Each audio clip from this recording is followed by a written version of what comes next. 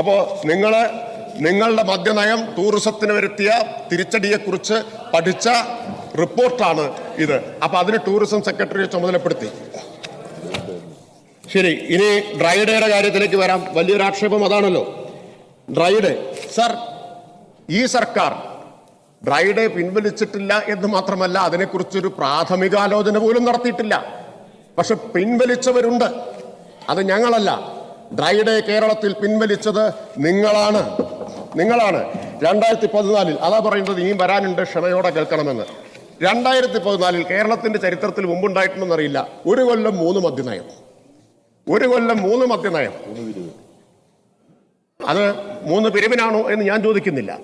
2014 ഫെബ്രുവരിയിൽ ഒരു മദ്യനയം, 2014 ഓഗസ്റ്റ് 3 മാസം കൂടുമ്പോൾ മദ്യനയം ഉണ്ടാക്കിയൊരു കാലം നിങ്ങളല്ലാതെ മറ്റാരെങ്കിലും ചെയ്തിട്ടുണ്ടോ? 2014 ഫെബ്രുവരിയിൽ 1, അത് കഴിഞ്ഞ് ഓഗസ്റ്റ് 22 വേറൊരു മദ്യനയം. ഓഗസ്റ്റ് 22 മദ്യനയത്തിൽ എന്താ പറഞ്ഞത്? ഓഗസ്റ്റ് 22 മദ്യനയത്തിൽ എല്ലാ ഞായറാഴ്ചകളും ഡ്രൈഡേ ആയി പ്രഖ്യാപിച്ചു. ഇല്ലേ? ബഹുമാനപ്പെട്ട മന്ത്രി ഇവിടെ ഇരിപ്പില്ല അന്നത്തെ. എല്ലാ ഞായറാഴ്ചകളും ഡ്രൈഡേ ആയി പ്രഖ്യാപിച്ചു. അപ്പൊ എത്ര ഞായറാഴ്ച ഒരു കൊല്ലം വരും? 52 ഞായറാഴ്ച വരും. 4 മാസം കഴിഞ്ഞപ്പോൾ ഡിസംബർ 20-ന്, എപ്പോ 2014 ഡിസംബർ 20-ന് വീണ്ടും ഒരു മദ്യനയം, 3ാമത്തെ മദ്യനയം. എന്തിനു വേണ്ടി? ഒറ്റക്കാര്യത്തിന് വേണ്ടി. സാർ, ജനം മനസ്സിലാക്കണം, ഒറ്റക്കാര്യത്തിന് വേണ്ടി, ഈ ഡ്രൈഡേ മുഴുവൻ പിൻവലിക്കാൻ വേണ്ടി മാത്രം 3ാമത്തെ ഒരു മദ്യനയം. എത്ര ഡ്രൈഡേ? 52 ഡ്രൈഡേ. 52 ഡ്രൈഡേ പിൻവലിക്കുന്നതിന് എത്ര പിരിച്ചു, എത്ര വാങ്ങി എന്നൊന്നും ഞാൻ ചോദിക്കുന്നില്ല. പക്ഷെ നിങ്ങളുടെ ചോദ്യം തിരിഞ്ഞു കുത്തും എന്ന് നിങ്ങൾ മനസ്സിലാക്കിക്കൊള്ളണം. അപ്പോ സാർ, ഇനി ഡ്രൈഡേയുടെ കാര്യത്തിൽ ഇപ്പോ കോൺഗ്രസിന്റെ ബഹുമാന്യനായ അംഗമാണല്ലോ ഈ പരാതി ഉന്നയിക്കുന്നത്. സാർ, കേരളത്തിൽ എത്ര ഡ്രൈഡേ ആണ്? 18 ഡ്രൈഡേ ആണ്. ഏതൊക്കെയാണെന്ന് ഞാൻ വേണമെങ്കിൽ വിശദീകരിക്കാം, സമയമില്ലാത്തതുകൊണ്ട് അതിലേക്ക് പോകുന്നില്ല. കോൺഗ്രസിന്റെ അധികാരത്തിൽ കർണാടകയിൽ എത്ര ഡ്രൈഡേ ഉണ്ട് നിങ്ങൾക്ക് പറയാനാവൂ? നിങ്ങൾ പറഞ്ഞാൽ നല്ലത്, അല്ലെങ്കിൽ ഞാൻ പറയാം. ഡ്രൈഡേ 1 മഹാത്മാഗാന്ധിയുടെ ജന്മദിനം, ഒക്ടോബർ 2. കർണാടകയിൽ ലീഗ് മനസ്സിലാക്കിയിരിക്കുന്നത് നല്ലതാ.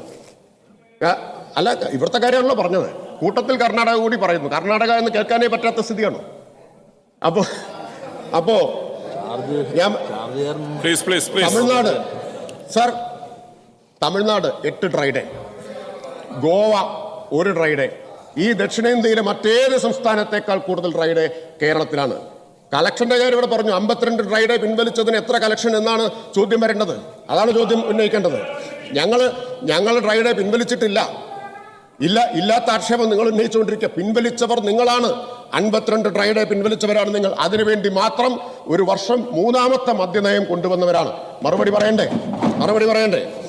ഇനി ആ ഡ്രൈഡേ പിൻവലിക്കുന്നതിന് വേണ്ടിയിട്ട് മാത്രമായിട്ടാണ്, വേറെ ഒന്നുമില്ല ആ മദ്യനയത്തിൽ. എൻ്റെ കയ്യിൽ അതിൻ്റെ കോപ്പിയുണ്ട്. നിങ്ങൾക്ക് വിശ്വാസമില്ലെങ്കിൽ വായിച്ച് കേൾപ്പിച്ചു തരാം. വേണോ? UDF ബാർ പൂട്ടലിൻ്റെ ഒരു കഥയുണ്ട്. ഞാൻ അതിൻ്റെ മുഴുവൻ കാര്യങ്ങളിലേക്കൊന്നും പോകുന്നില്ല. UDF ബാർ പൂട്ടലിൻ്റെ ഒരു കഥ. 418 ബാർ പൂട്ടി സുപ്രീം കോടതിയുടെ വിധി വന്നപ്പോഴാണ്. സാർ, അതിനു മുമ്പ് എക്സൈസ് കമ്മീഷണറുടെ ശുപാർശ ഉണ്ടായിരുന്നു. ഈ 418 ബാറുകൾക്ക് നിലവാരമില്ല, അതുകൊണ്ട് അതിന് പ്രവർത്തനാനുമതി കൊടുക്കാൻ പാടില്ല എന്ന്. ആ ശുപാർശ അവഗണിച്ചവരാണ് ഇവർ. ആ ശുപാർശ അവഗണിച്ചു. സുപ്രീം കോടതി വിധിയിൽ അത് ചൂണ്ടിക്കാണിക്കുന്നുണ്ട്. ആ ശുപാർശ അവഗണിച്ചു എന്നുള്ളത്. അതിനുള്ള തിരിച്ചടി സുപ്രീം കോടതിയിൽ നിന്ന് കിട്ടി. അപ്പോഴാണ് നിങ്ങൾക്ക് ബാർ പൂട്ടേണ്ടി വന്നത്.